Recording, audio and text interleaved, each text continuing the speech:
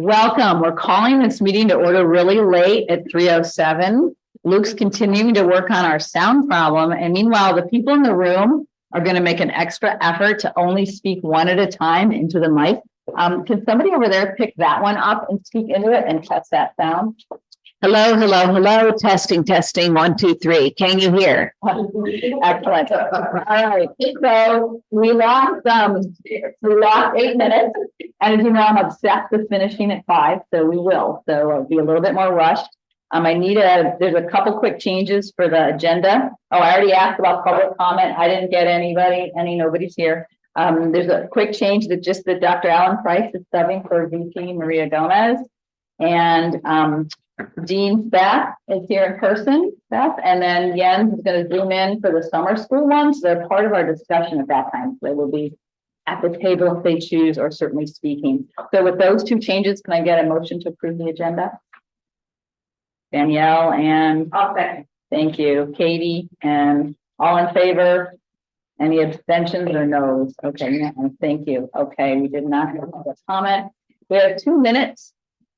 Sets of minutes, and so if people don't have any changes, I will approve them together, but if they do have any corrections, then we'll separate them. So we have these 2 sets of minutes. Sorry they're long. We'll be able to do more on time from now on, from the September 27th meeting and the October 11th, our last meeting. Oh yes, Tricia. Yeah, just the I think the 27th still says that Mariah was subbing for me, but I was there. So which is the one she did sub for you? God, that was like I don't know, the 18, 19, 20, it was before. Well, we had the 13th and the 27th, and I was pretty sure you were here for the first 13th. Yeah, sorry. I will double check my calendar, but I think it was the 20th. I was not here. But we didn't meet. Or the 13th, sorry, 13th. Do you think it was the 13th? Wait, you know what? Sorry, you know what? I will check and then I'll let you guys know. We will approve them with the corrected attendance for Tricia. Follow up. And other corrections, either set of minutes. All right. So do I have a move to approve? Okay, Danielle's just doing it. Okay, and a second. Okay, the approval team. All right. All in favor? Okay, I'm going to just record any abstentions. I'm looking on the screen. Ben, are you abstaining? No. So no abstentions here in the room and no. Okay, great. Minutes are passed. Thank you so much. Okay, I'm gonna really race through my report because there's one exciting thing that we get to enjoy for a person in the room, and then we'll go fast on the other one. So the exciting thing is for Margarita. She has a new full-time position with the nursing program support specialist. The start date is still in flux. It's going to be approved at the November 9th meeting, but I think I'm 99% sure November 8th will be your last meeting with us because we meet on the 29th after Thanksgiving. Yeah. So we will say goodbye officially on November 8th, but I want everybody to know now. And I will be asking a few people who will need to help me because it's a lot. So I do technology and track everything. I don't know what kind of assistance we'll be able to get. So I'll be in touch about that. But the big thing is congratulations. You wanted a full-time job. And it's we're gonna miss you. I'm gonna miss you guys. And it's No, you won't. You're gonna enjoy being in a position where you're around a lot more people. Yeah.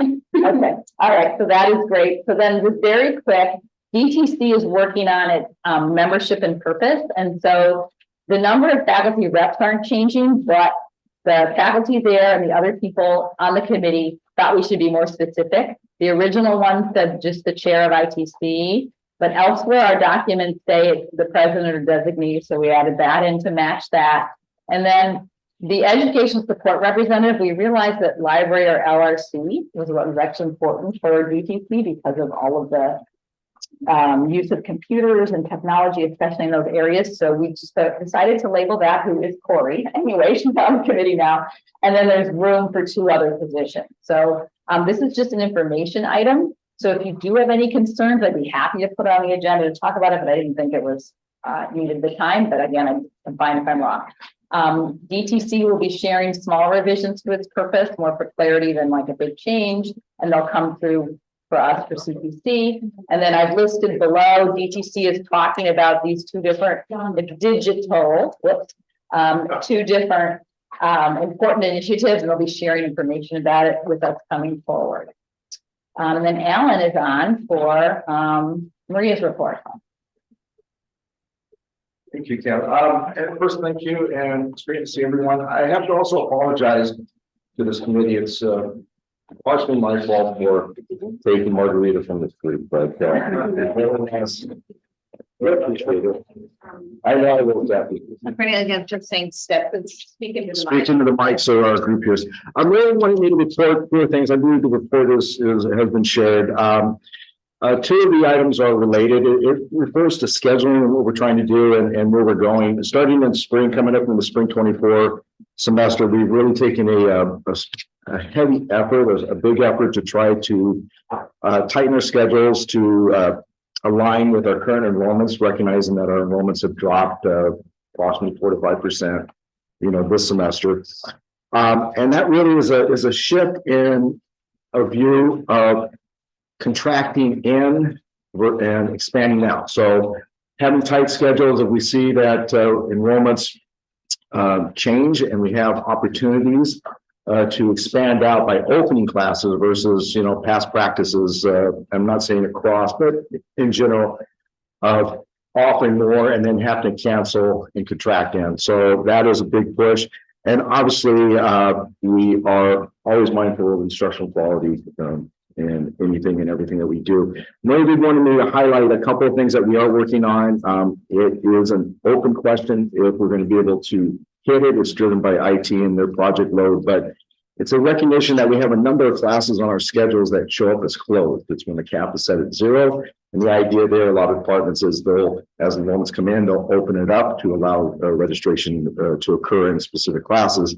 But there was a thought that of a possible view of students looking at that as we don't want them. So we're looking at changing and relating them as, say, standby. That's one idea. Right now, IT is working on seeing if we can make that happen for spring. But if we can't happen in spring, then certainly we're going to put it out as soon as we can as we move forward. The next item, and it's related to scheduling. It's the brown bag series that Maria and the campus community has been involved in. She's going into her 3rd scheduled discussion. It's going to be happening on November 17th. She has it listed as 12:30, but she does have a note that she may have to reschedule at the 1. But nevertheless, November 17th will be an in-person opportunity to continue the conversations that happened twice already. And this is a forward-looking view. What can we do in our scheduling? How can we make more efficient scheduling? How can we do better scheduling to serve our students and the departments from that? So mark your calendars, November 17th. As of yesterday, October 24th, Maria calculated out a projection that our faculty obligation number for fall 23 is coming out to about 15. She expects a more finalized 15 over for fall 2023. She's expecting to have a finalized fall number calculated out sometime next week. So keep an eye out for that one. And the last item that she wanted me to just highlight, and this is a recognition of where we are with respect to our EdVision plan. A lot of us, maybe from the days of old, would see this as our master educational plan, but we've related it as our EdVision plan. And this is our endeavor to move forward on creating an overarching strategic plan related to academic affairs. We are going into our 4th meeting. So this is really early stages of the formative of this plan. And what we are going to be doing this week is looking at some of the trends that's been flagged in a recent report that is happening in higher education. That on top of continued discussions of what is the purpose of the plan, what is the elements of the plan that we need to consider, and of course use that to start the next step of building the plan. She did want me to highlight, and it's said in her notes here that please continue to reach out to your representatives that are on the Ed Vision Plan Committee. I believe that those things have been shared at some point. And also the last point she wanted me to highlight, and she could have done it a little stronger with the use of all caps, but she wanted me to say thank you for the opportunity to present this. And then from me, I wanted to highlight the very last sentence, that if there are any questions, that emails are welcome, but please, the emails go to Maria. We're gonna know you now. Great, yeah. A point of information, if you look at the schedule, which for spring, which is mine, you'll see that the standby teacher did go back or. Wonderful. I think that's backwards too, so if you were to look at past semesters, whatever, it's like, oh, you know. Well, that's a testament to our outstanding IT department for jumping on it. Getting it done. Well done. So basically, this is it. It has happened since this report was written. Can I add one more small piece of information please to that? All right. That I believe that the idea for the label standby comes from June down. Based on June down. All right. So we want to maintain that. We did include it earlier. I do. Good.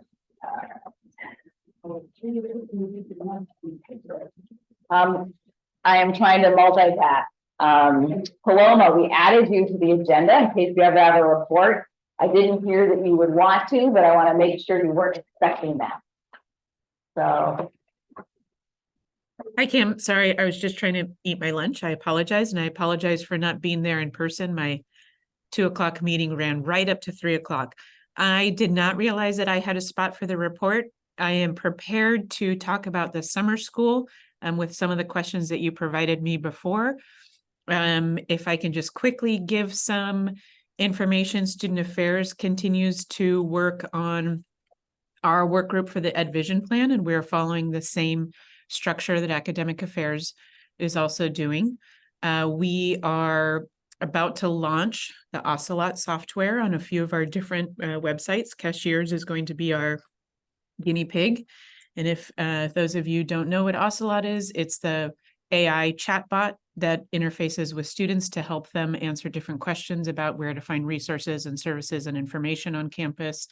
And it is also a texting software. So once we have the chatbot interacting with students and learning some of the questions that students ask, we'll launch the texting piece of it. And we'll also be launching other departments and programs in the next few days. I wish I had thought about this a little bit more in advance. I apologize, but I will be better prepared next time.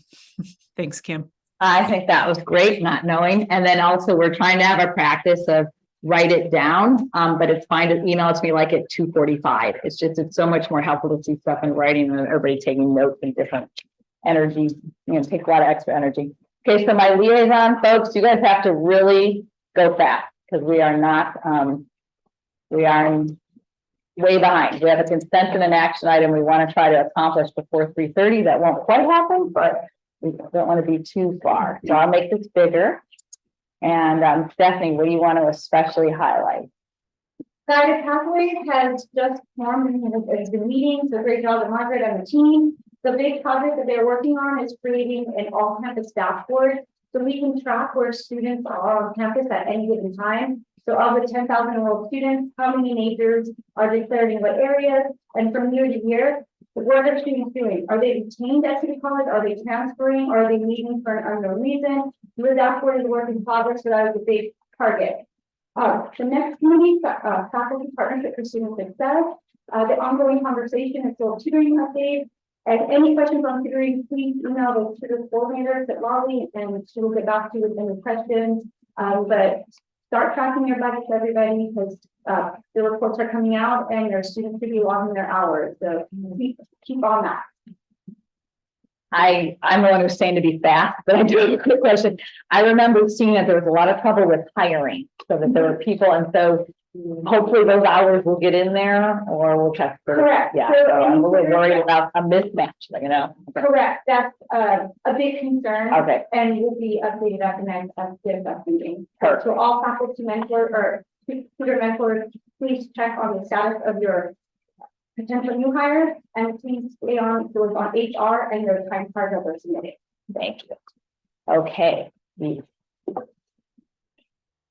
Okay, for PLC, we did the workforce meeting on the last Friday. This Friday coming up will be the entire PLC committee meeting. At the mentor discussion, big points that we talked about was the edit contained to the mission statement of the mentoring project. Having a choice of mentors separate from the evaluation committee, so that's new hire, full-time faculty, different mentors for various modes like social, instructional, institutional guidance, creating a survey to address the needs of new hire full-time faculty, and then later on working on developing a program, a mentoring program for part-time faculty, and then also lastly coming up with an official name for the project. great, thank you. Okay, Trisha. Okay, for CAC, we've been updating a lot of documents related to distance ed, DEIA, class size, also exploring the process for possibly introducing the baccalaureate program degrees here. For CPC, most of the discussion, I believe, was about program review, wrapping up the previous cycle, what to do with the remaining funds, and also that funds that had not been spent, the departments were notified that those funds will be removed. And another hot topic was about the bookstore and at Follett, the bookstore management company, I guess, looking, assuming responsibilities. And I think the general consensus was that it may slowing down the process, so we have more time to consider the implications of what that would mean if we that proposal went into effect. Thank you. Hey, PNR did put forward with ITC the program review list, and it was approved, as Tricia said, and sent to EC for all equipment and IT tech requests from last year. We continue to talk about Antioch, gathering feedback. We are now planning to ask an Antioch spokesperson to come to PNR, and also to ask the library rep to come to PNR to discuss implications for Antioch students going to the library. In ITC, as again Tricia said, Paulette was a major topic, and I guess we'll be talking about that later today here as well. thank you guys, awesome. Okay. Yeah, a lot of these things are on our agenda, which I think is a good sign, because we get a chance to talk about them. I wanted to just highlight from the last brown bag session, we have this one coming, whether it's 12:30 or 1, we'll find out. I attached the cancellation criteria guidance to deans because that was something that we explored. And there is concern about timing of cancellations. That's a follow-up we need to make because it's not part of the guidelines. So this is our chance. This is, if people have thought that's based on their experiences in fall, they should let me and Tara know, and or come to that next meeting to share that with the goal of clarifying, especially timeline issues, because I know that was a big issue. All right. Yeah. Well, information, go ahead. I was going to use television data. The first thing that is possible is 90 or 20 or more students, no action or monitoring is needed. And then the next one says 13 to 18 or 50 to 75%. But what if 50% is? Good question. We'll continue that when we look at the guidelines. But yeah, it's not you. Okay. If anybody, does anybody know now if they're going to this? On June? This Friday? Yeah. Yay, okay. Yay, okay. Yeah, let us know what happens if you want to add to the report. So let us know for steering next week. I want to say a special thank you to VP Arnold for getting a lot of these details about COVID. And I wanted to make sure that we circle back and close that loop. So this is a resource for people if they want to get this information. These are all the questions that we talked about and what to do about it. So I'm not going to read through it because of time, but I really appreciate the time it took to gather that information. And especially we were asking about in person. So people in person, how they're supposed to handle if they have COVID symptoms is listed there. So thank you to everybody for those questions and to get that follow up. This is gonna be a regular feature. If you're curious about what's happening with our APs, and I give an overview here. The first few are legal updates, the last two are the result of a lot of work that faculty, especially in academic counseling, did. Okay, so thank you so much. So we have two items to take action on.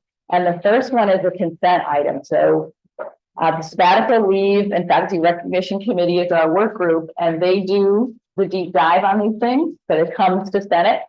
So this is the consent item for us to approve, which is that PNR made their proposed program. So the exemplary program award is our nominee is going to be for the SPCC Writing Center, and they have minor revisions before it gets submitted. I'll be writing a letter of support, and it's due a week from Sunday up there to the AFCCC online, but I'd like to not wait that late to get it done. So does anybody have any questions about this item before we move to? Okay, so I need a motion to approve this consent item. Yeah. Okay. I'll move to. Yay, Chris. Yeah, all right, yeah, that's right. This is nice. It's like a class. We want other people to do it sometime. Okay, so Chris moved to approve and a second. Okay, and Danielle is in his second. Okay, all in favor, please raise your hand on Zoom for the voting members. Yes, I see you. Okay, I'm in the room. And then again, I'm really just checking any abstentions. If you have one, wave and let me say your name, or any no's. That's otherwise we get to record as unanimous. Great, thank you. Okay, our next item probably will need some discussion and planning. So this is our action item from our last meeting. So we spent a lot of time talking about those 3 temporary contract appointments. And in fact, we were so enthusiastic, we said, well, let's just say now, hire them first. Like, well, let's wait 2 weeks, talk to your division, see if there's any feedback. So although I did have a brief talk with Eric and let her know that we felt really strongly about supporting these programs, but we're back now. So before somebody entertains a motion, I'm wondering if anybody has any feedback from their divisions, any concerns that came up in your own mind. Have you thought about this? We know it's going to be up to the superintendent, president of the board to decide to hire people over funds, but we want to send a strong message about the importance of this work is what I remember from 2 weeks ago. So, yeah. You mean about whether or not it could happen? No. I do not. She was coming, but for different reasons.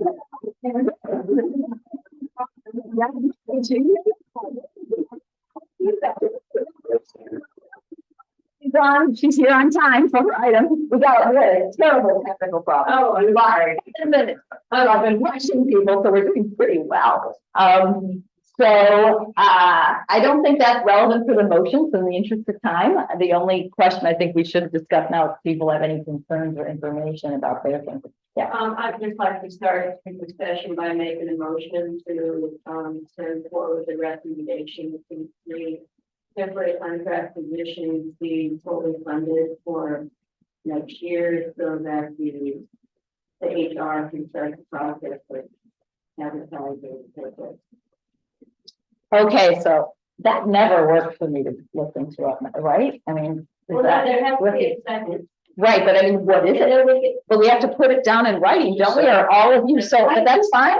No, but that's okay. For my learning style, it doesn't work, but if everybody else is comfortable, I don't know. Want me to do it, I can write it down for you. I don't need it, but if nobody else cares. In order for us to do it, there needs to be a second, so are you, at least most of you understood what I said, right? This is my thought. Okay, motion 2. So no one else cares. We'll have it written in writing later. Any discussion? Yeah, I have a question or a concern. I'm wondering if it makes sense to consider these together or to separate them. We've been discussing them as a group. I understand why I think, but I also, as I thought about it more this past week, I could see some differences in these positions. I guess that's my concern, keeping them together. Tell why. Well, I just don't think that they all. I'm not certain that they all apply the same way. I'm just, I'm just brainstorming here, but and based this on my own experience, I've been through the PCW myself with my children. And at that time, we had somebody who was on a temporary contract, if I remember correctly. I was there with a couple of different faculty members. I thought it worked okay at that time. And I think maybe in that case, that position could be viewed differently than, let's just say, marine diving. I know there's, at least in my understanding, is there's not just one full-time faculty member in the PCW positions, right? Each of those sites has a different full-time person. I feel like that might be a different thing than, again, something like marine They diving. don't each have a separate, there's only one for the entire program. For the PCW. Yeah. Each site doesn't have a person anymore. The only reason this is a temporary contract is because if we don't keep this person, there will be no full-time faculty member in charge of the whole program. So it'll be all adjuncts, and it's basically unsustainable to not have a full-time person to run a program. So it's one full-time person who would be the chair and hiring the adjuncts for the other locations. Does that change your thought about that? I still see each as having their own unique set of circumstances. Maybe you want to rank. Well, I hate to say that, you said that R word. Not me. What are some of the other reasons though for the other two positions? I mean, what would you feel would be more critical? Oh, now I right. No, but I mean, you're the one that brought up the fact that maybe we shouldn't recommend all three, so you have to tell us why you think that, so we can all. Yeah, decide. when I think of a marine diving, I guess is the example I keep coming back to. It's an exemplary program. It's a really unique and interesting part of what we offer here. Not to make the distinction from the other two positions, but I could see how that would be really a critical position, and perhaps more critical than the others, that could survive on temporary contracts, perhaps. Okay, it can't be temporary. Only one, yeah.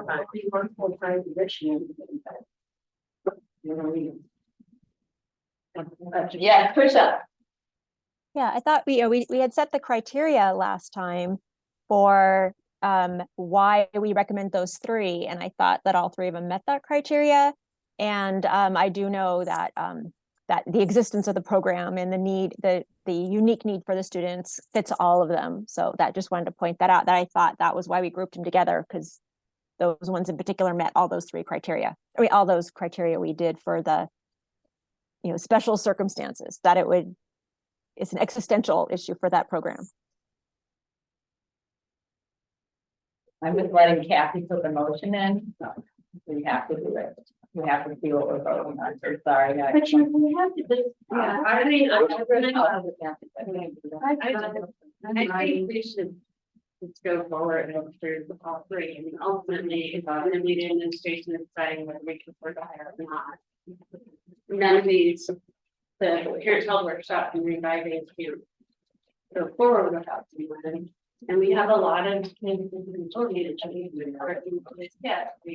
college and it's with here, it's going to come and 80% more. So I don't personally, I don't think there's much that it made.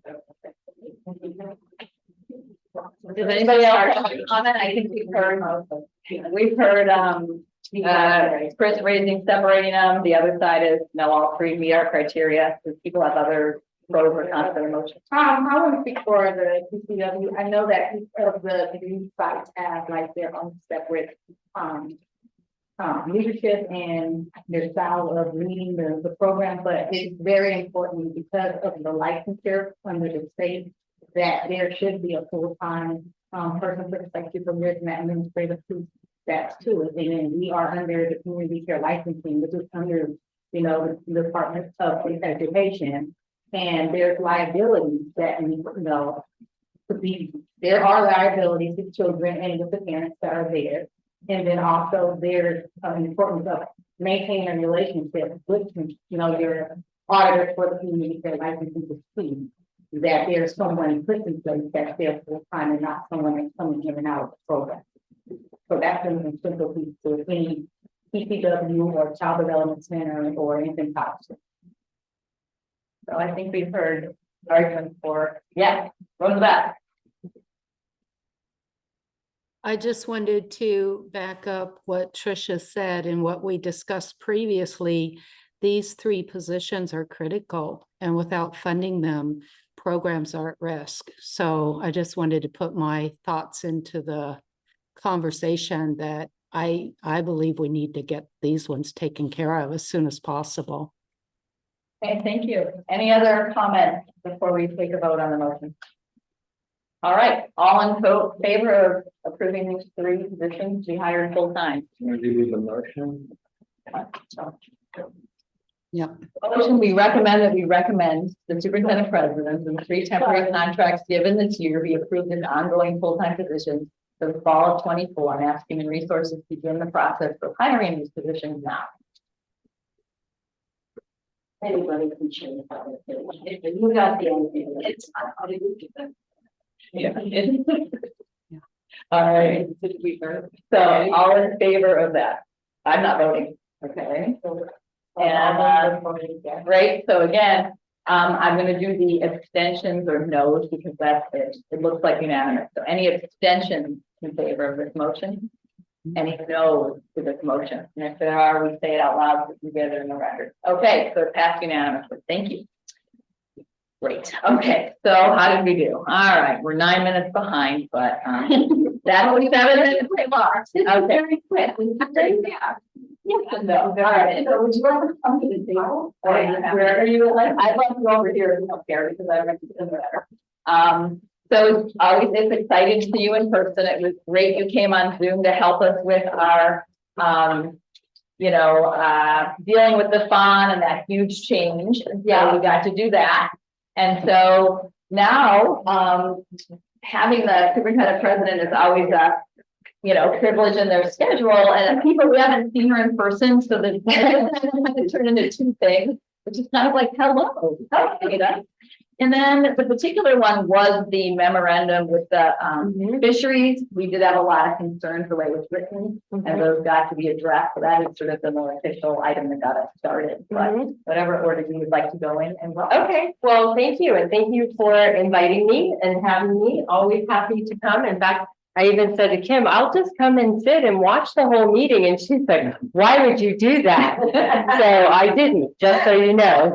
So I'll start out with just some updates and then talk a little bit about the MOU. Some of you may know that at 5 o'clock, we're going to have a study session. The board is having a study session. And the focus of that is faculty stipends. And a lot of this conversation around faculty stipends happened before I got here. Apparently, there was conversation at the board in terms of stipends being presented and the board having questions like, well, how did these come to be? And so not too long after I got here, I was asked, you really should have a study session on stipends. Like, okay. So being the historian that I am, this is where my academic background helps. I rounded up Gary Carroll, who used to be here, because my 9 years as dean, I served on the non-teaching compensation committee. And actually, I know it's kind of weird, but I loved that committee. It was so fun. Yeah, we did have fun. So I thought, well, there's probably, especially with 3 new board members, there probably hasn't been a lot of discussion about how we figured these all out. So I arranged for Gary Carroll to come and present the original idea, formulation, numbers, charts of the non-teaching committee on, compensation committee. Because as you all know, part of negotiations in the spring was that the NTCC would come together and kind of try to pick it up and figure out how to go forward to to standardize stipends. So that's the study session today. So Gary will be there. Kathy, are you planning to be there? I was just emailing you, I've got a soccer Oh, okay. celebration we're having tonight. Oh, I'm organizing. Totally understand it. Sorry. Okay. Anyway, so that's what we're doing. I think the more that we can explain a lot of these processes to the board and ways in which we identify criteria that meet for reassigned time, for stipends, and how it's really a joint conversation. I think is really important because I think there hasn't necessarily been as much information shared as could be shared at this point. There'll be another study session coming up in December, and that one is going to be around the results of the student housing survey that was just completed, just closed, and the data is being crunched right now. And I've talked to the folks who are doing that the other day just briefly, and really what it's doing is looking at a range of things, looking at what's the incidence of homelessness, how many students have had however many nights in the last period of time where they didn't know they were going to sleep, where they were going to sleep, and really trying to get an idea of what are the housing needs, which of course is this huge issue, right? Especially here. It's funny, it's one of the most common questions people ask me, how do you feel about student housing? And what I say then is, well, if it were 2008, it would never even come out of my mouth because you would have been just, it was not a popular thing to talk about 15 years ago, but now it's like we're in a whole new world, and suddenly people who those words would never even come out of their mouths are suddenly interested and invested in it. And so I think it's something we absolutely have to look at, especially with 50% of our students coming from outside of the district. Our international student population that we would like to try to get back to those numbers. We have a lot of athletes who come from outside of the area. Not to mention, there are kids who are 18 who, I don't know, they don't want to live with their parents when they're in college, right? I have a freshman at Cal Poly Humboldt, so trust me, she couldn't wait to get 11 hours driving away from us. Well, that's quick. Yeah. So stay tuned for that. Of course, those are, again, really important opportunities to talk to the board about really important topics. We are at the next CPC. I'm going to be talking about the partnership resource team visit. And I don't know how many of you are familiar with that. There's a statewide initiative, the Institutional Effectiveness Initiative, IEPI, Partnership Initiative.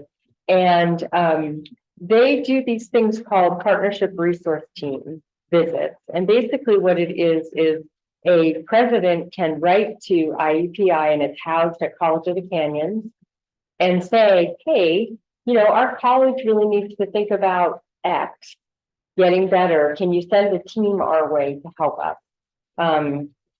For example, I am in the last, next Thursday, I'm doing the last visit to Laney College. They had a PRT visit. I've done a couple of other ones as well. Dr. Murillo applied for a PRT visit last spring, and really the focus of it was around looking at shared governance.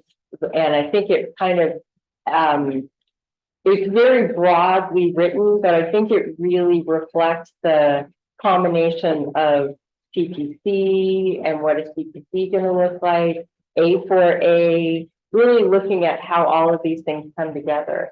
And so they wanted to come, originally it was scheduled to happen in the fall, but it was, they wanted all this information from me 2 seconds after I got here. And it became very clear that a lot of people had no idea that it had even been applied for. So I'm sunshining it. What we're going to do is have a tri-chair model. So there'll be an ALA, a faculty, and a CSCA or a classified person on this to work, because it's really about the whole college.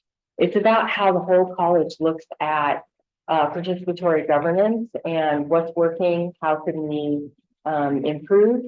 And the good news is going through this means we get $200,000.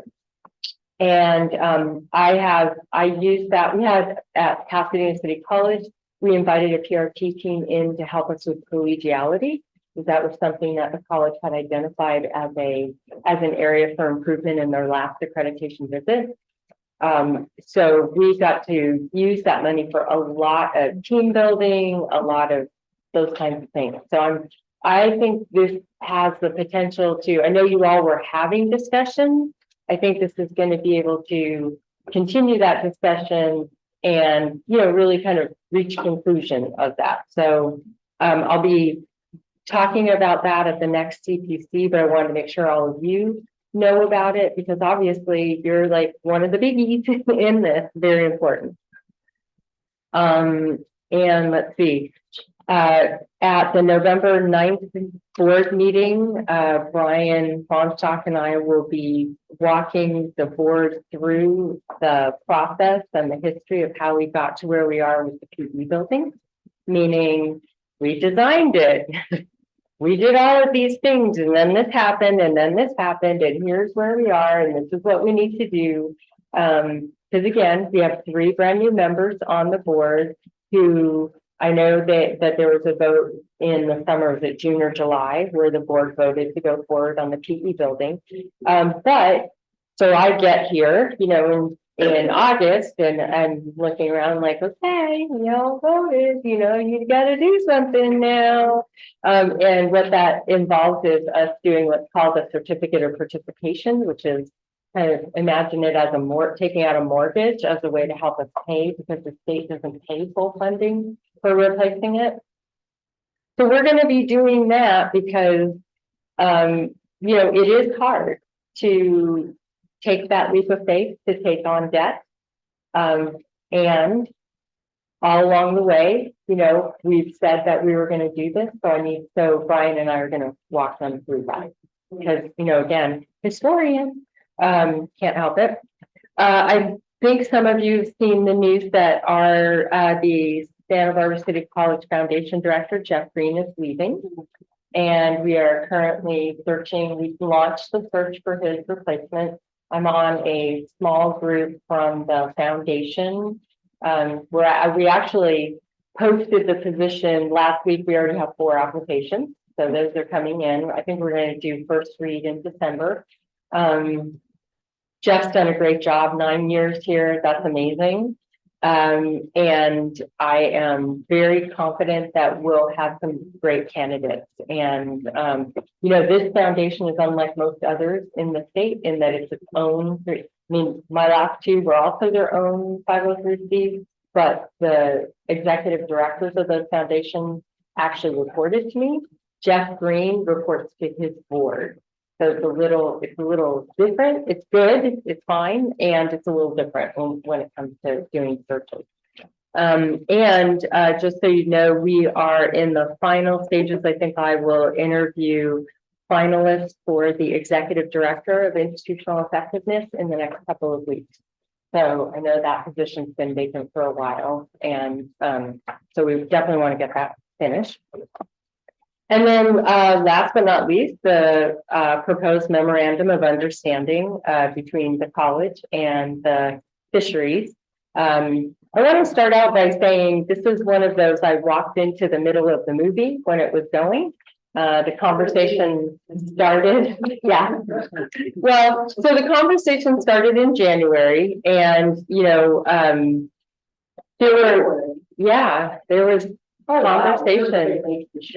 Well, I think it was more, there was a, hey, have you thought about doing this? And Alan, please step in if I get any of these details wrong, because I wasn't here.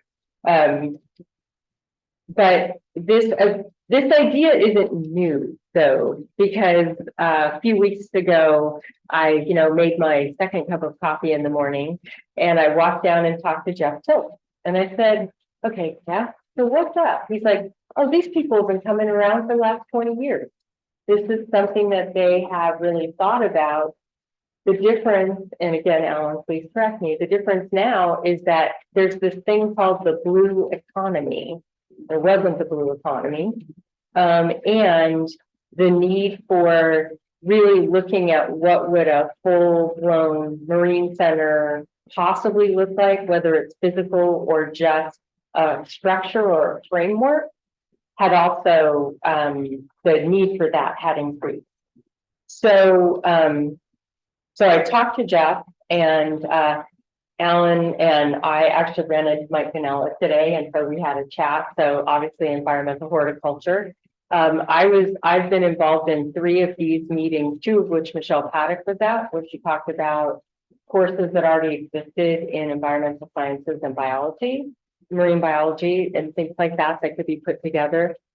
So the upshot of it is, this is an MOU that promises everything and nothing at the same time. It basically creates a structure and it creates an entity. And having that entity, meaning this organization, the commercial fisheries and Santa Barbara City College have come together and said, hey, we want to work together. We don't know what it's going to look like. It may have curriculum, it may not. It may have a physical location, it may not. But what we want to do is enhance the economic and workforce development in the area. We want to pay attention to ecological restoration in the area. So it names a few things. And admittedly, the original version of the MOU did not have enough qualifiers in it. So I went through the agreement and added, tentatively titled, possibly faculty-led curriculum development, because that was always the intention. It's just there wasn't intentionality of language. By having this MOU in place, what it means is that there's a tremendous amount of grant money out there, like the National Ocean and Atmospheric Association, no, whatever it is. No. They have a ton of money out there to develop exactly these kinds of things. There are other grants, there are funders, philanthropists who are very invested in an institution like ours, that can see the ocean, working on how do we do what's right for the environment, how do we develop programs, and how do we work collaboratively within the community. So I know Alan has been in contact and working with, and we're actually under contract to do data, right? For one study, but also a second one should have a place soon. Right, because any of this stuff, like, we can think it's a great idea, but if we can't justify it with economic and labor data, we can't go in that direction. And that's Title V, that's the PACA, nothing to be done about that. This just gives us the vehicle to explore that. And I'll just say, again, because number one, I was on the curriculum committee with Kathy for 9 years. And, I've done all of this stuff for a very long time. I probably would have approached this differently, but I'm a different person than previous people who were here. It's not good or bad, it's just different. So I apologize for feeling like you came late to the game or you were brought in late to the game. The goal certainly was never to circumvent the role of faculty in creating programs and in working collaboratively, especially with everyone across the college and with our local community members and industry. So that's the MOU. Thank you. So this is a great chance to ask questions. Yes, please. I have a super quick question, which is, I looked quickly through the contract, but what is the benefit to us to collaborate with the commercial fishermen? Yeah, I was doing a different title.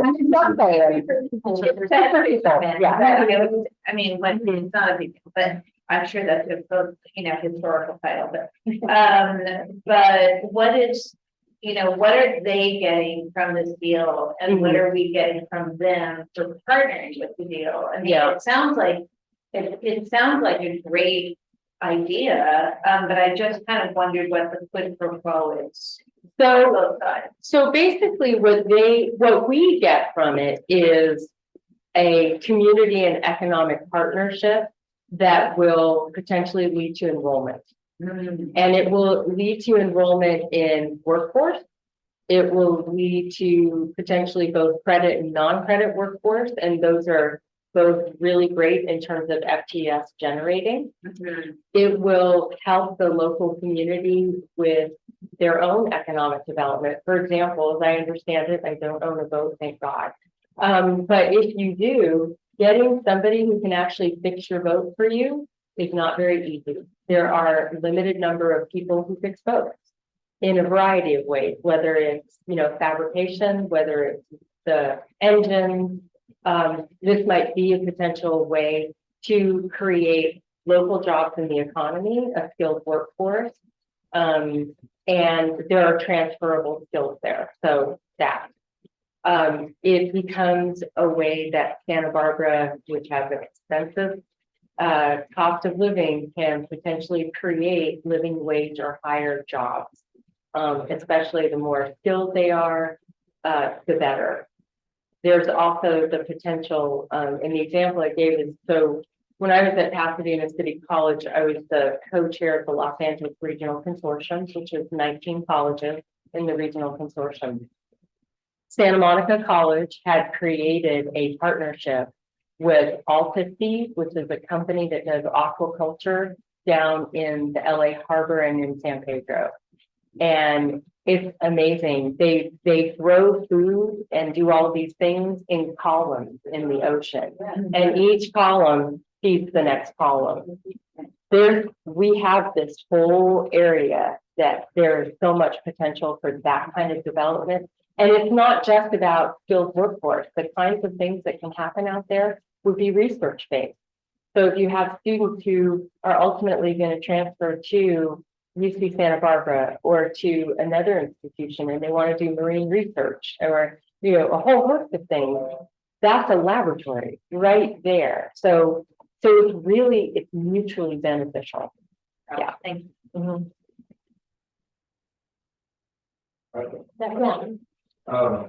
Sorry, I think the first thing you said, so, you mentioned about compensation and stipends. Yeah. Gary Carroll, the event of the board, the historical breakdown of how compensation. Maybe reiterate or elaborate on that. Yeah, so department chair and other stipends are, so it used to be in the old days, before I was here, Kathy was here. That if you wanted a stipend, if you thought you were doing extra work and you wanted a stipend, you went to the vice president and you said, hey, I think I'm doing extra work and I want a stipend, and you two would negotiate that. That's not necessarily a fair or equitable way to do it. And because there were no metrics, and so this is like applying metrics to figuring out stipends and valuing labor before we ever really talked about metrics. So instead, what happened was various spreadsheets that articulated, okay, how many people are in your department, like as a department chair or as the program coordinator of radiography? How many people are you looking at? What kind of equipment are you responsible for? Are you going to a clinical site or are you maintaining a clinical site? Those are all broken down into factors, and points are assigned. And by the end of it, those points get calculated, multiplied by whatever the current rate is. Obviously, at the time, back to 1990. 2005, I think, was the last time this one was updated, or 2006. So the multipliers get changed every time there's a cost of living, and based on what the FA does, the multiplying amount. But it's really a way to, for lack of a better term, objectively look at and value, apples and oranges in terms of what departments do and how they should be compensated. And that's how it was designed.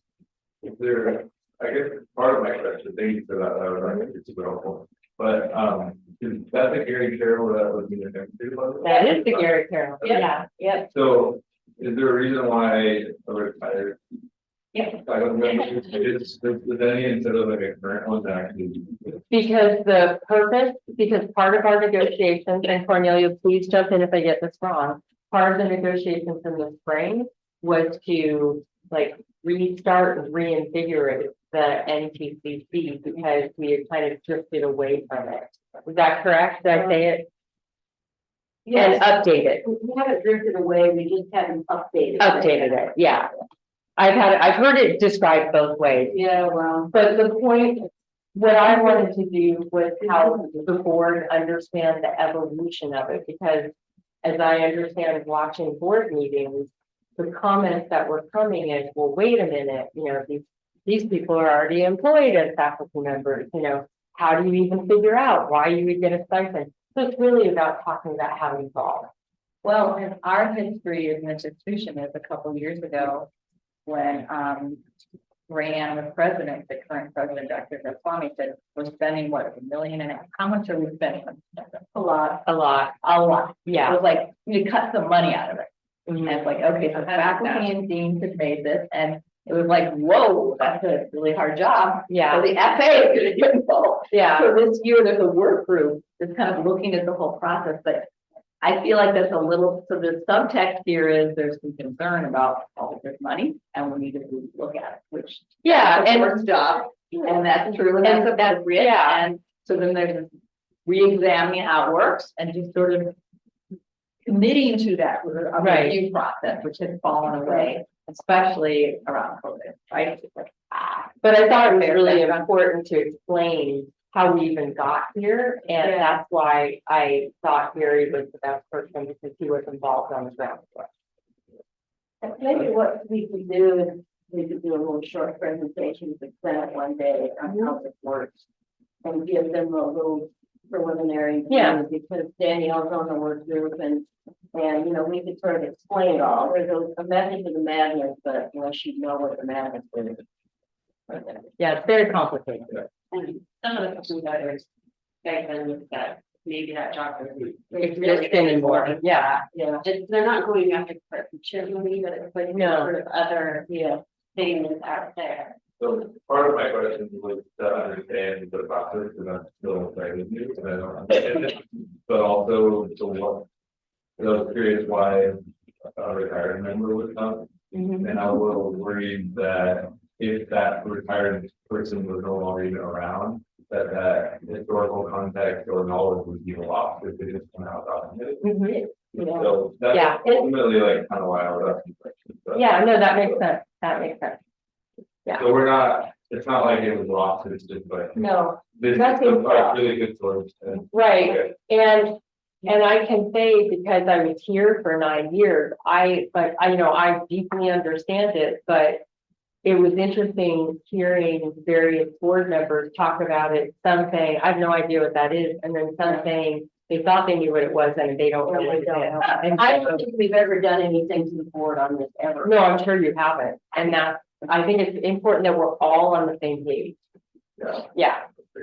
Yeah, Yeah, just like, thinking that was on, what just said, the study session today is Zoom recorded, so there will be a video. yes, I believe That so. would be really good, Yeah. but that way we can preserve that, and I Mhm. believe, Gary will have slides or some kind of He document. does have slides and they're in the agenda. Perfect. Yeah, as And is that's the great. original. He's explaining all that, and he has a handout, he can give care of Yeah, probably different colors. You know? Probably not. I don't think so, because I think Almina made the copy. No, Yeah. The spreadsheet things. Yeah, Thank you. Follow up on the pictures. Yeah. For just a moment. Somebody give Tara the mic. oh, is this it? We're talking about council law. So I'm speaking really as the CAC chair. And I can't remember when to say this and I may regret it, but maybe the board might benefit from a study session on curriculum. Yeah. And how the process works, but also maybe dispelling some of the misconceptions that they seem to have. Yeah. About curriculum. Absolutely. I mean, just the other day, one of the board members made the comment that we offer like the fewest number of non-credit courses. Not true. We have 550. Yeah. Courses, right? Yeah. So there seems to be a lot of mismatch Mhm. on what maybe they're hearing from Yeah. members of the community, just not being fully knowledgeable of what we do here, which is Yeah. pretty remarkable. And then also to just understanding the process for how courses get created, how programs get created. There might be a misconception that it's very easy and fast. Yeah, of course, it's the opposite because we have all of these external agencies that we answer to, the chancellor's office, if it's for transfer, we have articulation, we have ACC, JC, you know, Title V, all of these parameters that we have to work through. And, you know, our curriculum committee is really skilled at doing that, and we also have a very skilled curriculum coordinator. And I'm always mindful of her workload as well, and so something like the fisheries, you know, she had her very first meeting about it this week. And she was a little taken aback because she's like, oh my gosh, you need me to do things like that? And she got a little, I can see that. Yeah, Yeah. so I think that might be a benefit as well. Okay, that makes sense, and I'm always happy to keep informing them because it's really important, especially because they vote on all the curriculum here. They should have an idea of how it comes about. Yeah, and sometimes they're very odd questions about, when we send them a list of course approval, they get very anxious about course deactivations. And we usually just have to go in, we see a meeting like the Royal Week, and just say, oh, it's because they redesigned the program and it was easier to create new courses and get rid of the old ones. Yeah. The program hasn't disappeared, it's like, Auto just did that recently, like, these engines aren't made anymore. Yeah. It's faster in class. We've moved on to, you know, electric engines. Yeah. So things like that, I think that would maybe stop some of the negativity that the board talked about with curriculum that feeds into discussions with the community. Yeah, I can totally see that.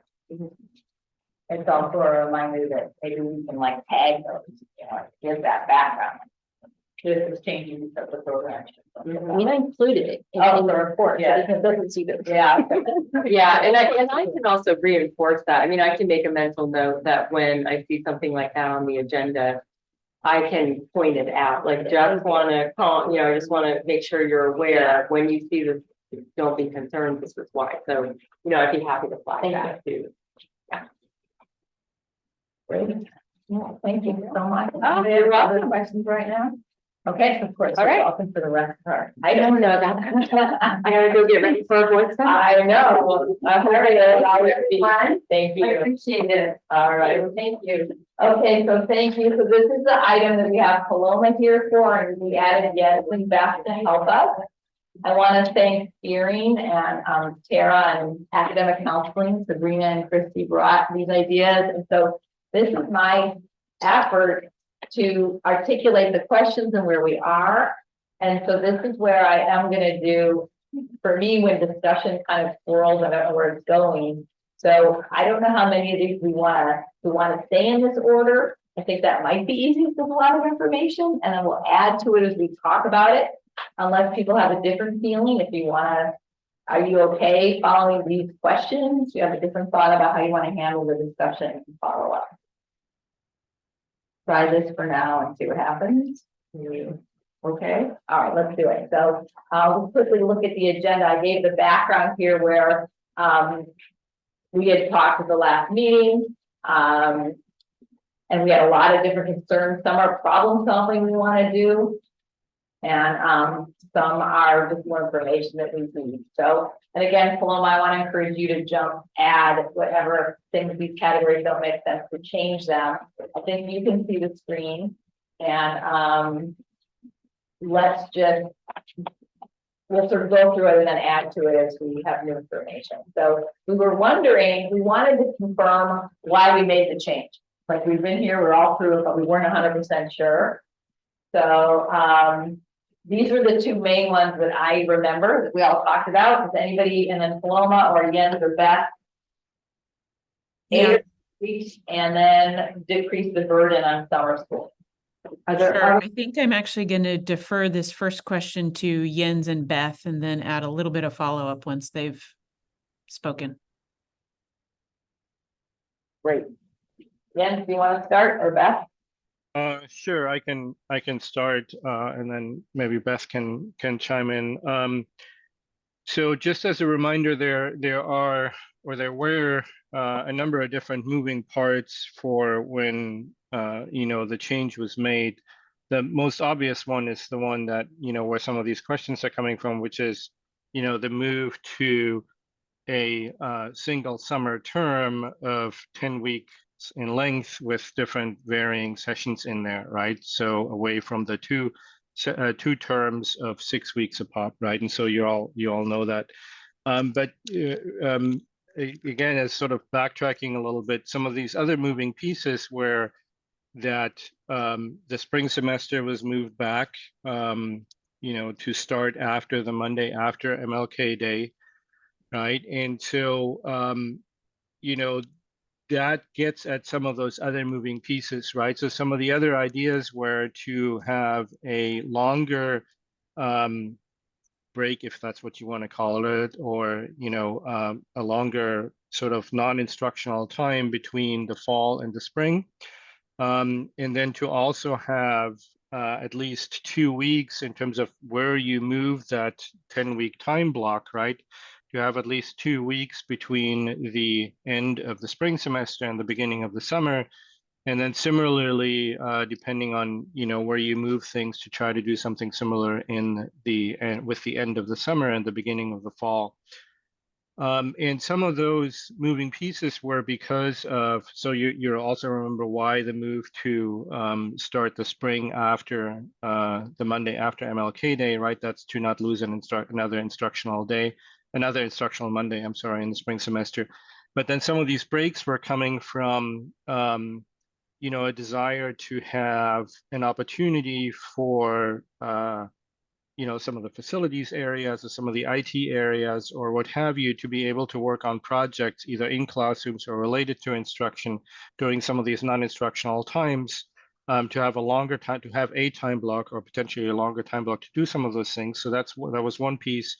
But then also to do some processing for or to enable A&R and financial aid staff to do some of the processing of some of the things that have to be done between semesters, whether that's between primary terms, so between the fall and the spring, or between before the beginning of the summer and or after the end of the summer, so before the beginning of the fall, to do some of those kinds of things and have larger time blocks to be able to do those. So those were some of the main sort of additional moving pieces that were incorporated in that, that are maybe not as obvious, or maybe not sort of at the forefront anymore, because the main difference seems to be that 10-week summer term, which of course it is.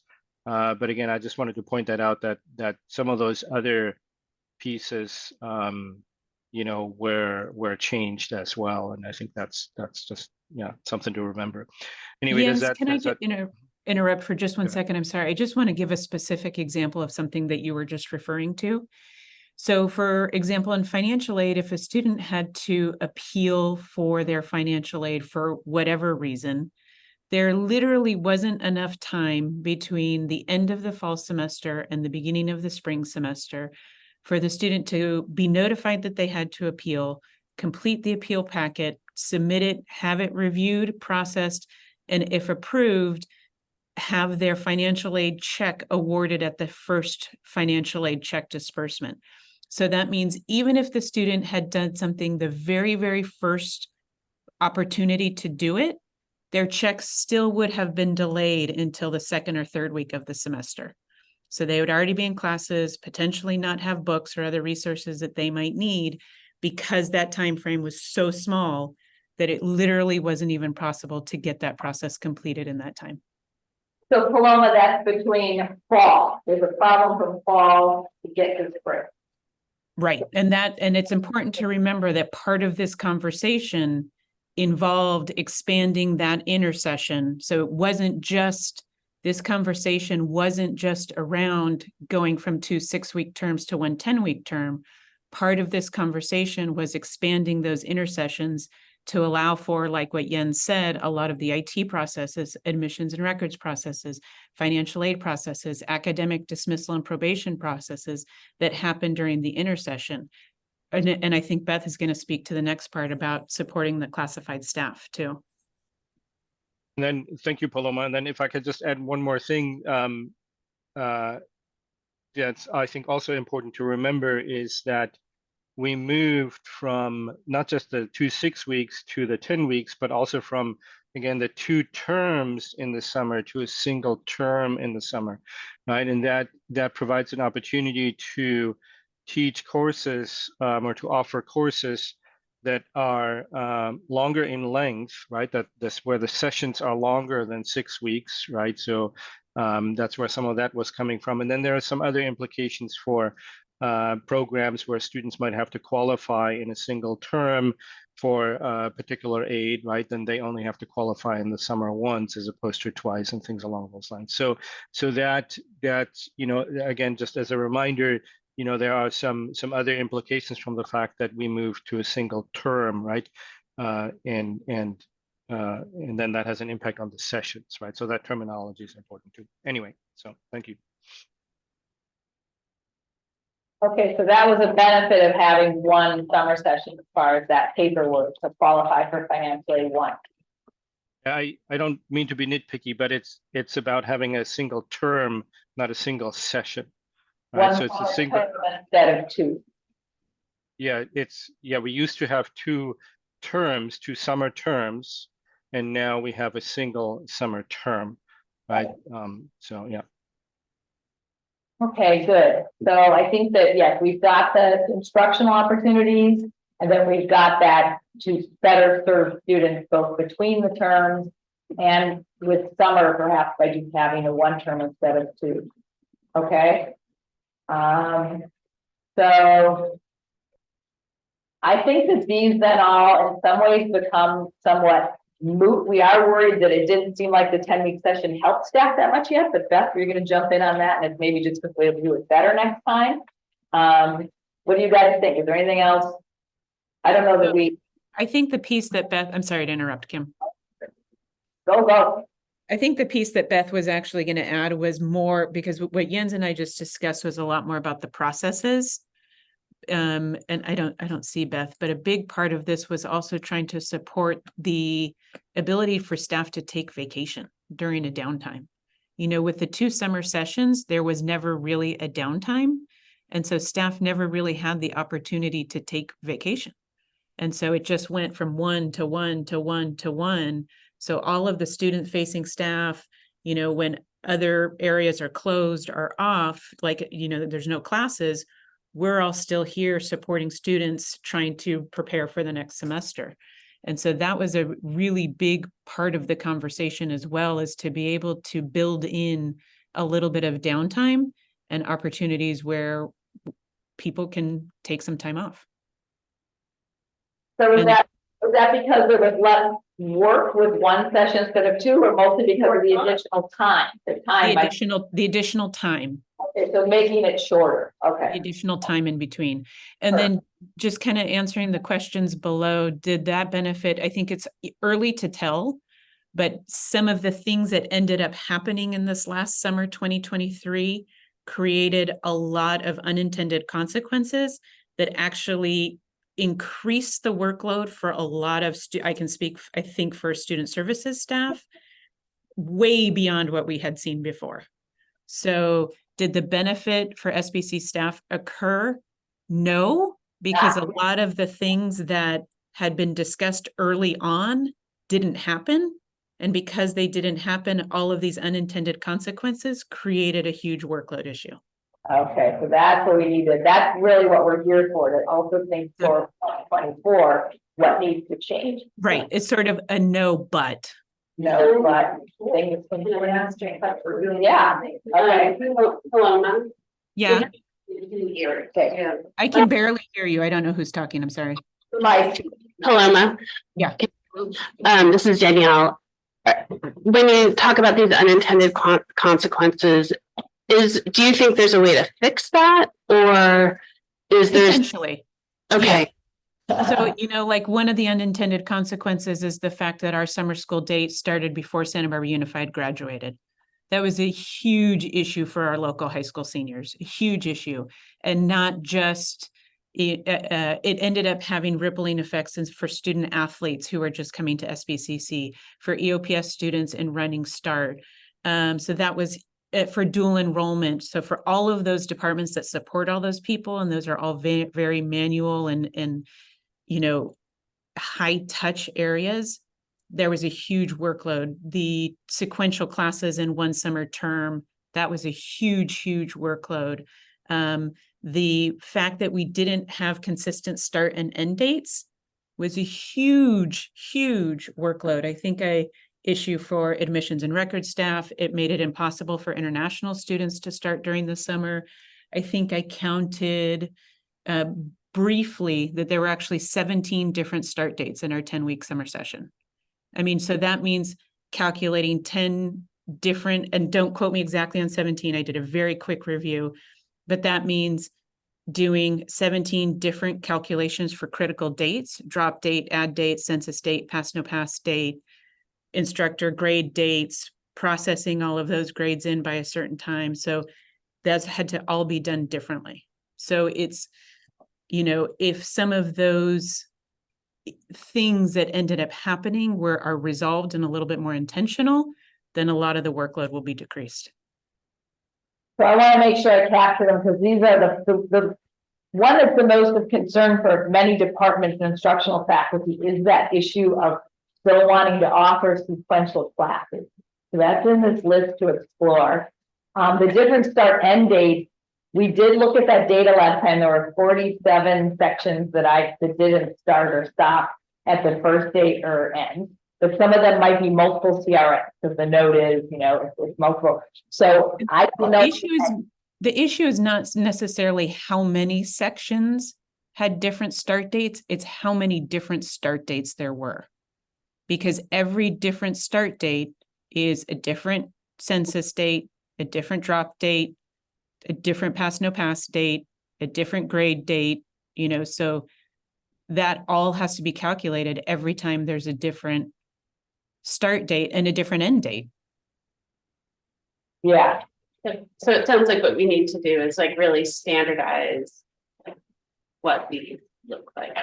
Yeah. So I think the question, and I don't know if departments here know, because you may not, we have so many different departments, people here may not know, but are there good reasons for this, like for theater or for athletics? I mean, so it's like, I think there may, with advanced planning, we don't want to undercut the programmatic needs. So so our goal here is like next steps. So for these programs that start and end a different date, we need to be sure they need to. And then if we calculate it all in advance, will that help? Or like, you're not, what's your thought? I don't necessarily know that doing it in advance will make a significant difference on the actual workload issue, but really asking departments to critically think about, is it actually required to have a different start date? So like an example that I know about is for Running Start. We had to have a different start date that started right after Santa Barbara Unified graduated. That programmatically, that's when it needed to happen. But that's, 2 classes. So I don't know, I can't speak to all of the other program needs, but I would just really suggest and encourage that be streamlined as much as possible, and that we really ask people to consider if it really has to be different. Okay. Thank you. I just want to clarify, are you implying that all of the classes, as many as possible, should start the first day of the summer term? No, not necessarily. We could pick 2 different dates. One starts the first date, one starts 4 or 5 weeks in, or we pick 3 different dates. But 1, 2, or 3 different dates is very different than 17. Okay, and then part of the issue was, as long as you start at the beginning or end at the end, you can start wherever you want, but you're saying, No, you start. I thought as long as you end at the end. You can start at the end. So you're saying that. Yeah, we might have an eight or two. Beginning, during, or. So the whole thing you're hearing, Paloma, is our original direction was if we start at the start, a class starts at the first date or ends at the last date, we're good. But we're hearing something different from you.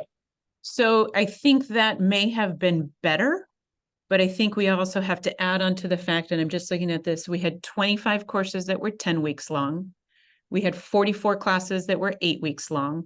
We had 9 that were 7 weeks long, 82 that were 6 weeks long, 84 that were 5 weeks long, 7 that were 4 weeks long, 3 that were 3, 8 that were 2, and 9 that were 1 week long.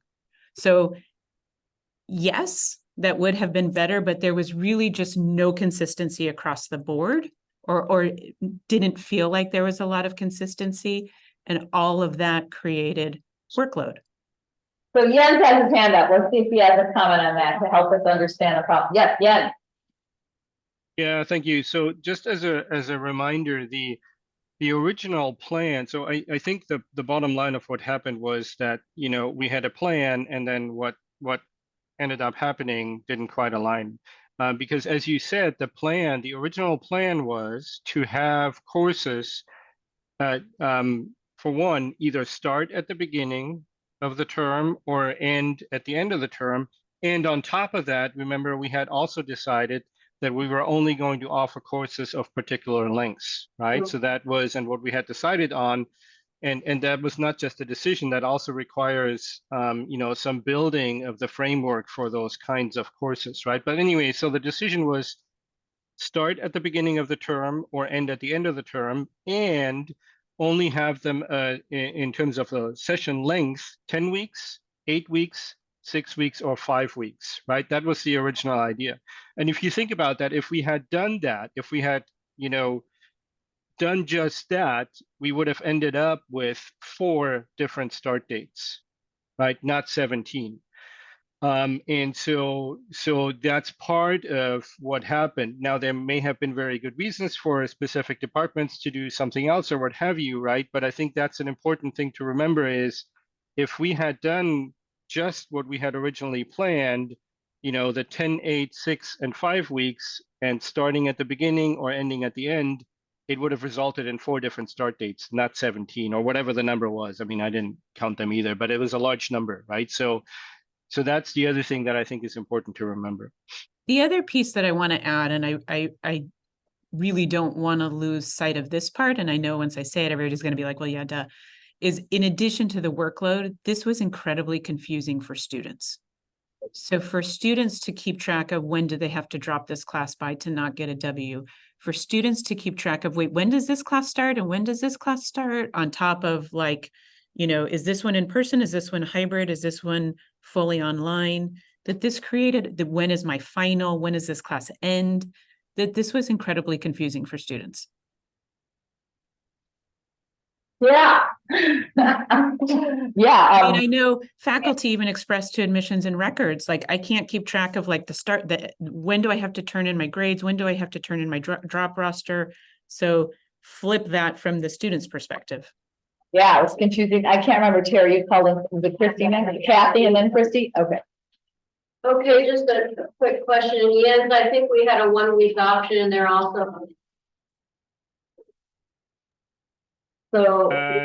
Yeah, I think at some maybe at some, I can't quite remember, but it's possible that the 1 week was added at some time. I can't quite remember. But then, you know, the point is still the same, right? It would give you 5 different start dates, right?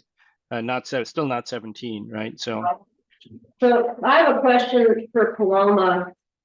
The dual enrollment issue, as you know, was a huge issue. And I'm wondering what kind of workaround can we have? What can we do particularly to help out-of-district students? That seems to be the biggest issue with dual enrollment. Here in town, they can often get the paperwork done in a hurry, but if they're from out of state, that's a problem. And we do have a significant number of out-of-state student athletes that come in the summer. We have a huge number of student athletes, probably 300 to 400 coming in the summer. Yeah, and I'll, So there must be something, paperwork we can send ahead. Somehow we can communicate better. I mean, I like the 10-week session. I'm looking at the schedule. Chemistry was able to offer sequences, math was able to offer sequences, physics offered sequences. I mean, I think that's a good thing.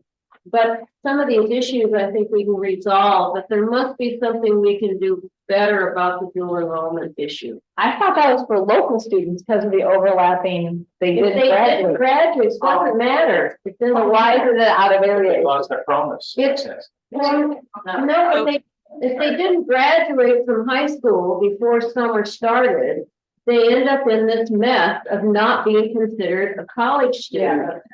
And so they're still a high school student, and so then they have to do this dual enrollment thing, so it doesn't matter where they come from. Okay. If they haven't graduated from high school, they're screwed. if their high school graduation date was before our term start date, so it doesn't matter what the classes that they're trying to register for. If it's before our term start date, then they're considered a dual enrollment student unless they're already 18 years old before our term start date, and then we can consider them a first-time freshman.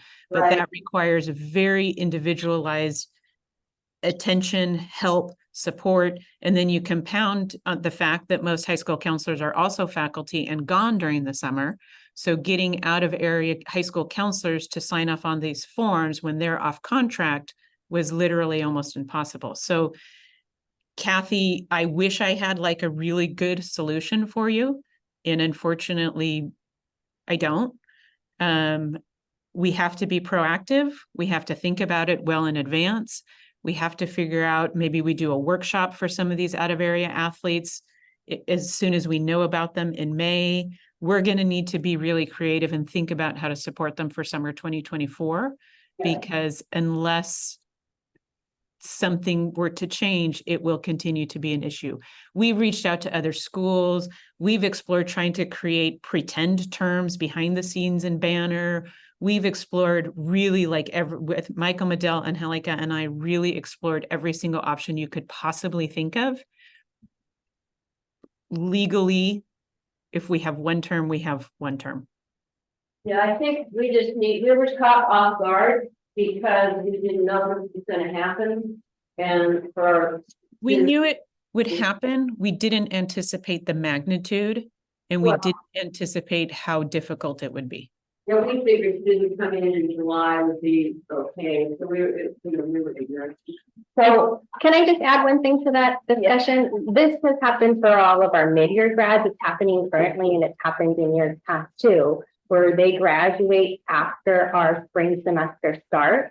Mhm. And what we do to avoid them from being dual enrollment students is when they apply, we tell them that so we start on January 22nd here at SBCC, they graduate January 26th. So we've been telling them, we'll put down that your application, that your graduation date is January 19th to avoid that.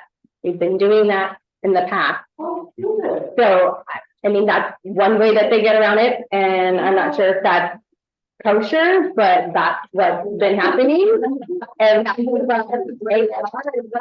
so, I mean, if it's a matter of 4 days, 5 days, last summer, I think it was the same difference of 4 or 5 days. So just throwing that out there. Yeah, I'm with you, Paloma. I just tried to stop the mic. Yeah, so we have to. One of the things that we did explore was asking the district to certify a letter saying that all of those students had completed the graduation requirements prior to the date. Right. That's something that we could explore. Yeah. So I'm gonna be, last comment from Christy, we're gonna have to return to this. We have to figure out a way to collaborate to make it better. And this is a lot of information to try to absorb, so thank you. I think we understand the background better now. I don't think we totally understand what to change to make 2024 better yet. So I think I'm gonna ask for you guys to bring us something back so we can understand, like what we can do better for summer before we're scheduling it. Maybe Kim, some. the other thing I can do is I wrote answers to all of the questions that you sent me in advance, so I'd be happy to share that with you too, and you can share that with the rest of the Senate. Okay, so we can get written answers, but I think in this shorthand, we got to the the biggest issue is figuring out dual enrollment and figuring out a scheduling approach that is not gonna create all this extra time. So we don't know the answer how to fix that yet, but I think we need to try to find one. And we can't just start summer after high school ends, right? That's just not an option. Well, we could, but then there's no break between summer and fall. Yeah. So we could. We also, chose to move the fall semester up to give a longer break between summer and fall. And that's why people had to work on Christmas Eve. There was that question too. But so that didn't really have anything to do with the 10 weeks. That was because we chose to have a bigger break between summer and fall. And we pushed the fall semester up. So my question, or if I wonder if there are what other things could be looked at. I heard part of the issue with this was not wanting to lose Martin Luther King Day. Martin Luther King Day as an instruction day.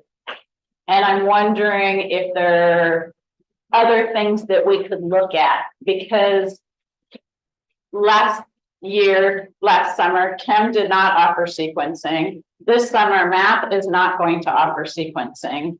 And to have students, where basically students are losing a semester if they're in any of those sequencing type classes. So if we had never offered 2 summer sessions, that wouldn't be a big deal, but we have given students, we went to 2 summer sessions because it allowed students to catch up and it allowed students to do extra things. And we are losing some of those benefits by going back to 1 session.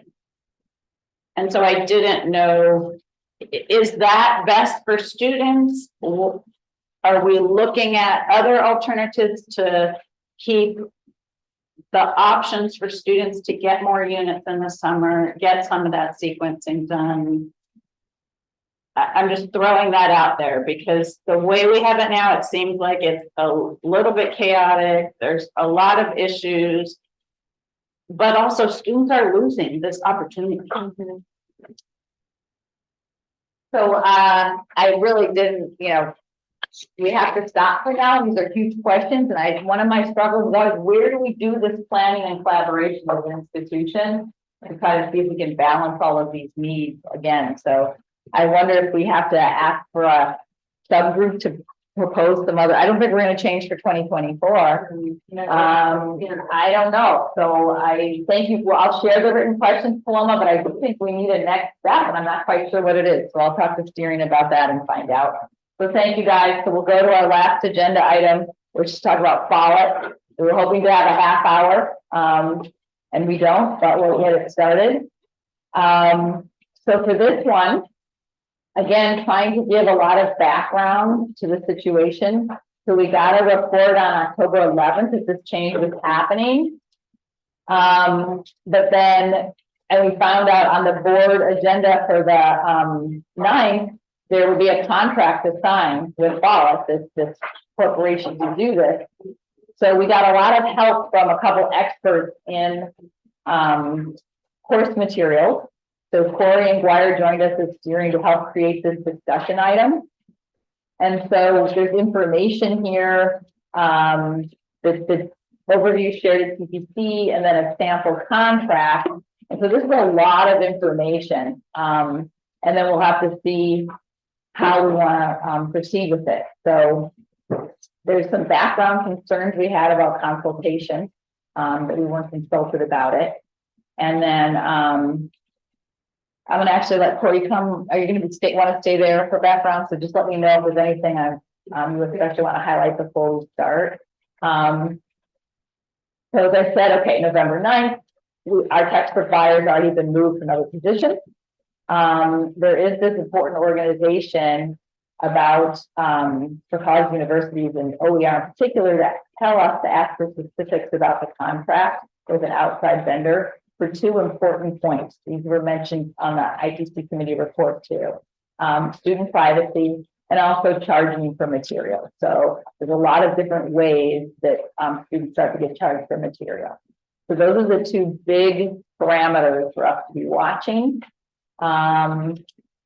This background is that Follett's going to be paying 2 of our employees. We don't know where the profits are going to come from. We don't, again, the data questions here, some smaller questions about data, acceptable for reporting needs. How is money going to be saved for students? That we are concerned about the profit margins that might be involved in contracts. Once we're in a contract and things change if they don't meet those. How simple is it for students to opt out if they want to on inclusive access? I know that's an issue now because many of us use that and it can be hard. We have the biggest concern about the flat fee charge for that at least one of the schools use and students register, they pay a flat fee. And the contract language is really dense, so that when this contract comes out and like, who's going to read it and know what it says? So we were wondering, these are the big things that stood out. And Corey helped me if there's anything else you want to add to this, but basically, what kind of protections can we get for student privacy? Can we get a commitment that OER materials will be sold at cost so they don't become a source for profit?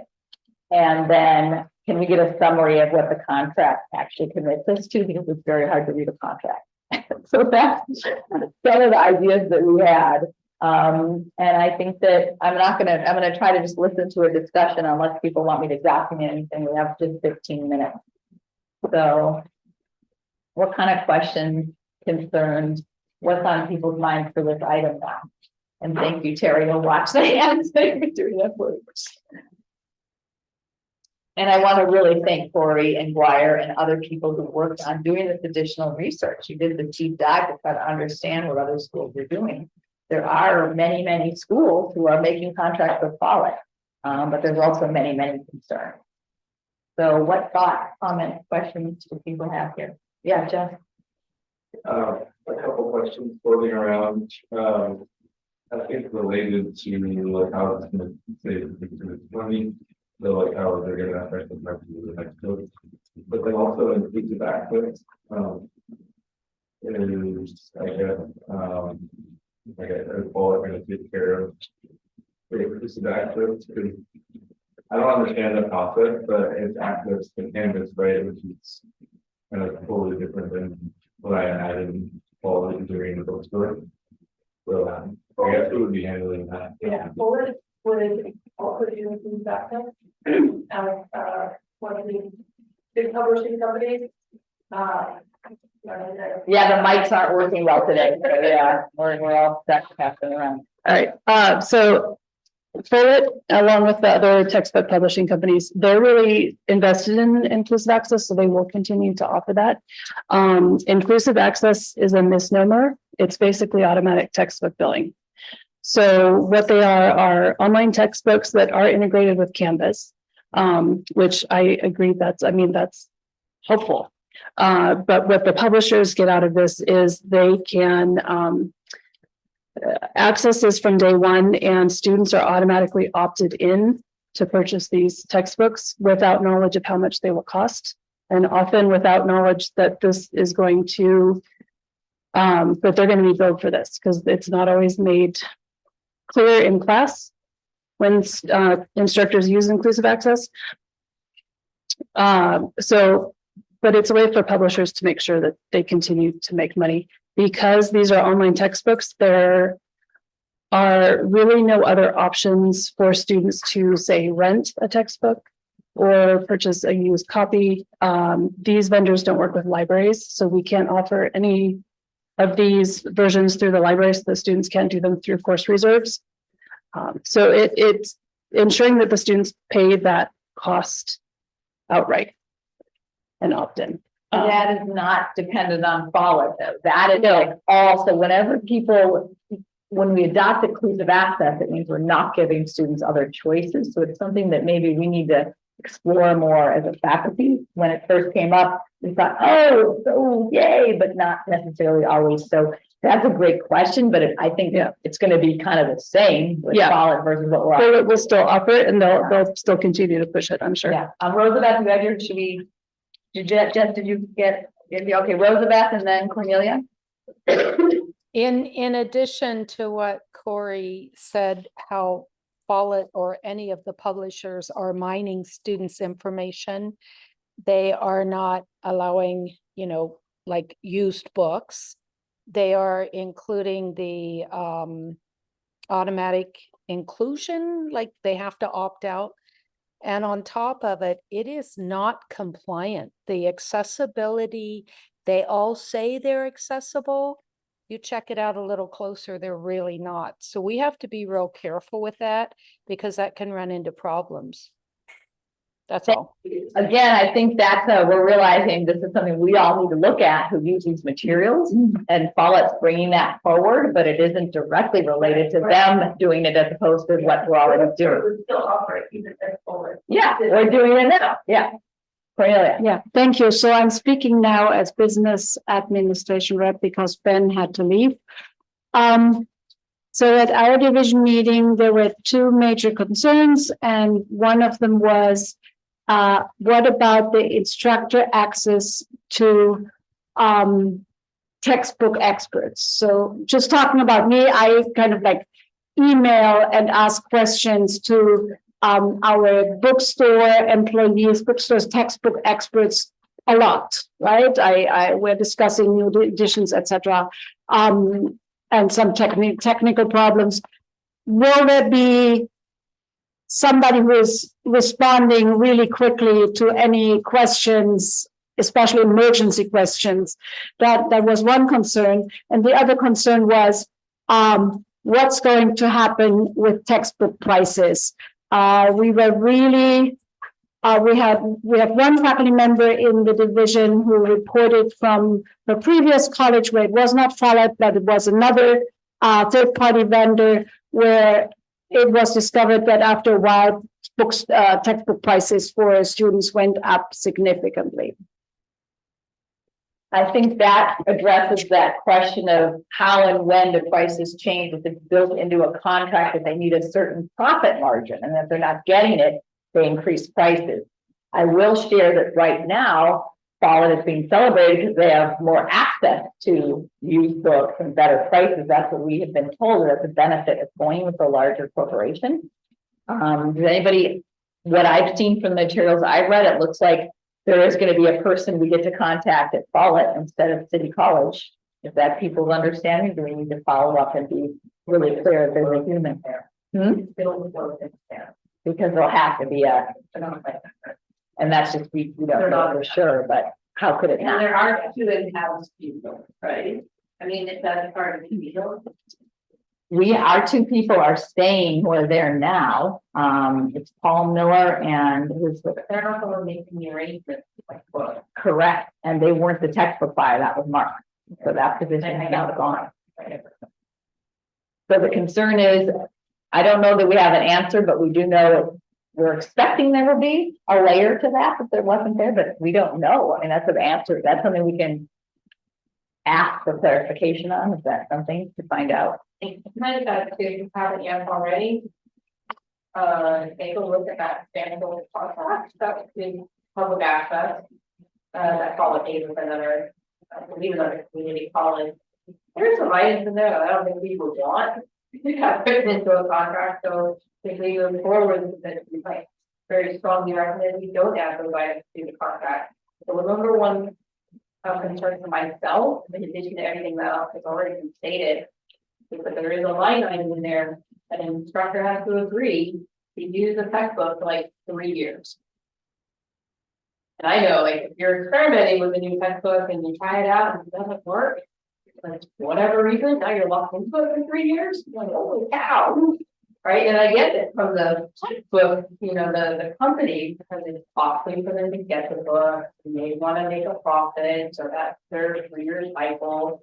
But it could be a little nerve-wracking for, faculty. Read it. But I mean, we don't have the bandwidth or expertise to actually read a contract, so that's why. Okay, that's why there's this question about how do we want to be brought into this process? Do we get to be right for this contract? So I'm gonna go Katie as an ask, and I'll go to Rosebeth. I mean, just as a follow-up to Karen's point, what if it's an adjunct? And now they're having to commit to a technical that somebody else, committed to for 2 years, right? So it also limits the fact that we purview over the material service. Not that we know it's in, we don't want that in the contract, I just want whoever is making the contract, so that's something that we probably don't want. Rosebeth. So obviously, like we had said last time, we need to slow this down. It's moving too fast. We don't have enough information. We haven't had the students weigh in to get their voice. They are ultimately the ones who are affected, as well as the instructors who might be stuck with using a textbook that someone else chose. As far as contract, don't we have some kind of lawyers on the campus who would help interface with that? But I think it's moving way too fast. There's a lot of, we need more research here. There's a lot more under the surface that is not being shown. From what I understand, I've been doing a little bit of research on it. I'm by no means an expert. It does concern me gravely. Yes, I think we agree. I think the issue is the person who used to do the job is gone. And there's a date coming on November 9th. We can ask. Yeah, Danielle? It's negotiable. Like, I feel like between the oceans, MIU, the Antioch deal, and this, there's just like all this stuff happening, and no one knows what's going on until it ends up on the board agenda. And that's a real process shared governance issue. And I'm really concerned about this because, like, what else is cooking that we don't know about, and why is this all being done essentially in secret? I mean, it's not like they're in a skip or something, but someone's running around getting all this without letting anybody know. Well, they're all of a piece too. Yeah. It's all about selling off part of what we Parts of do. the college and parts of what we do. And from what I understood, historically, the bookstore invested a lot of money into the college, and now that's gone. Like, the bookstore was sort of a nonprofit. And now It's been running at a deficit for a long time. Yeah. So it's coming from business services trying to maintain a bookstore. That to have any chance to have textbooks sold at our bookstore, we have to go to a larger corporation who can still make a profit. The concern is, how can they still make a profit without charging too much? And so, yes, it's a business services decision to try to save money. And I think we all agree that we would like it to go more slowly. I don't know if we can do that with the employee gone, unless we, what is we can ask, we can. They haven't signed a contract yet. how long, like, how long is this contract? I mean, I think at the very least, if we're going with an outside vendor, and maybe that's the way to go, because the bookstore is struggling financially, and we're not opposed to that. But what I am opposed to is that we have raised a number of potential concerns that impact our ability to serve students. That's such an important issue, right? I want to make sure that whatever it is we do sign, have taken those concerns into consideration. All of the big company, I'm sure every contract is very individualized. Let's make sure we know what we're signing into. I would like to know, was there a competitive process? And what are the like, Yeah, that, Well, and just to be clear, the employee who is no longer in that position transferred to another position because he thought that was a better position for him, and that was his own personal choice. But just because he transferred to another position doesn't mean that the position you were in suddenly has to disappear. Yeah. I would argue against making those assumptions always cancer, causing us some problems in other areas of law. So, yeah. There's such a lack of transparency, and like, we just, as far as I know, it was on the board agenda, and everything is happening, and this is just. That whole process is not okay, so whoever's running around negotiating the deal needs to stop. Like, and like, So the we fact need to know what's going on. this it went to Dean's Council. So on October 11th, we found out the previous, I think, October 9th was when Brian brought it to Dean's Council and then Maria brought it to us. So 2 weeks later, this was our effort to agendize this and understand it better. So, I think that, Maria included it in her report, but Yeah. like, what? yeah, we're all shocked, yeah. And I would say, in Dean's Council, I was like, are y'all gonna consult on that? And they were like, yes, this will go to academic senate before it goes to the board. Wow. So it's Maria's report considered going back. I would say that might be what they meant, because we have never been requested, so what I am hearing as we look at our closure is that we are strongly against a contract on November 9th because there has not been time to consult. So what are they going to do? And just a larger issue, I don't know who you bring this to, but like. This is not shared governance. And there's been now 3 big things that have not been shared governance. And if it's Brian, then somebody needs to put it down and explain shared governance, because this is just not okay. And we know this college has an real problem, and this kind of stuff just adds to that, because it feels like he's just selling off the college. They only value to be sees this location. And they're not talking to us. They're not talking to faculty who are committed to this college and want it to succeed. Instead, it's just like, let's just chop it down so we only have 5,000 people.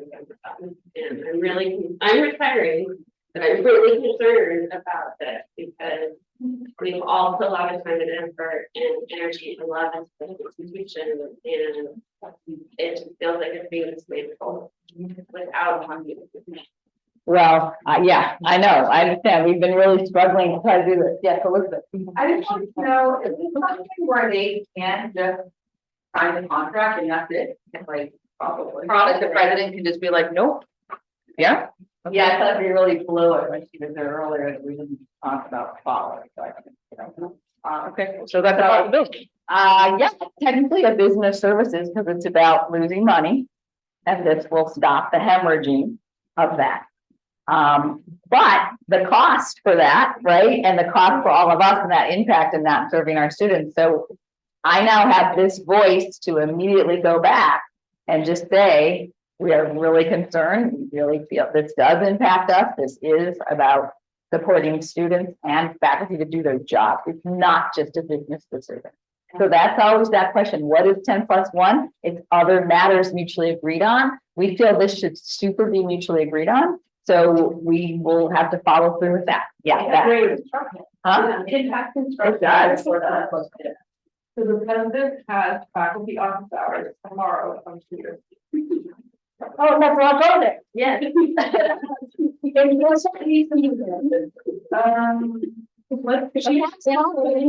Yeah, okay. So, yeah, in her office.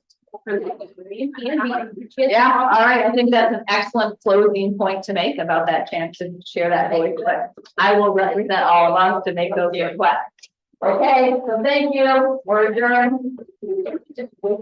And following my. Yeah. We have to do what?